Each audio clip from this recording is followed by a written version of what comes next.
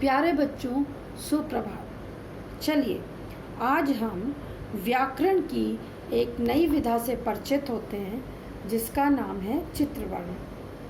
जब हम कहीं कोई चित्र देखते हैं तो उसको देखकर हमारे मन में अनेकानेक कुछ न कुछ विचार ज़रूर उठते हैं। उन्हीं विचारों को, जो विचार हमारे मन में आते हैं, उनको क्रम से लिखना, एक के बाद एक लिखना चित्र वर्णन कहलाता है।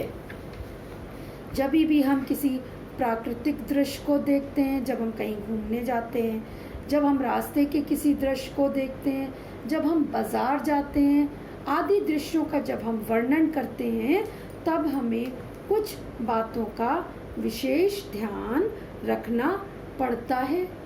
तो आइए बच्चों, इन विशेष बातों का ध्यान कैसे रखना चाहिए, इसके बारे में जानकारी प्राप्त करते हैं, थोड़ा सा ज्ञान अर्जित करते हैं। सबसे पहले हमें दिए गए चित्र को अच्छी तरह देखना और समझ लेना चाहिए। जो भी चित्र दिया गया है उस चित्र को हमें अच्छी तरह से देखना और समझ लेना चाहिए। उस चित्र का मुख्य केंद्र बिंदु समझ लेना चाहिए। जो उस चित्र का मुख्य केंद्र बिंदु होता है उसी से हम अपने चित्र वर्णन की शुरुआत करते हैं। जैसे अगर हमने किसी जगह पे बाजार का चित्र देखा तो हम सबसे पहले लिखेंगे यह चित्र बाजार का है। अगर हमने किसी बगीचे का चित्र देखा तो हम ये सबसे पहले लिखेंगे यह चित्र बगीचे का है।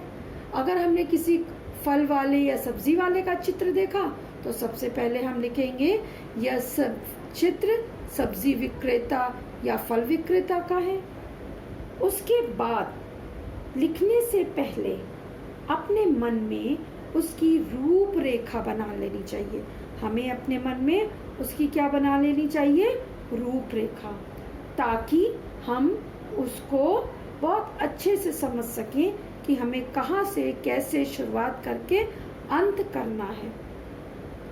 जो शब्द सीमा दी गई है उस शब्द सीमा का विशेष ध्यान रखना चाहिए। जो शब्द सीमा है उसके ज़्यादा शब्द नहीं होने चाहिए और ना ही उनसे कम शब्द तो कतई होने चाहिए। उससे कम शब्दों में बिल्कुल भी खत्म नहीं करना चाहिए।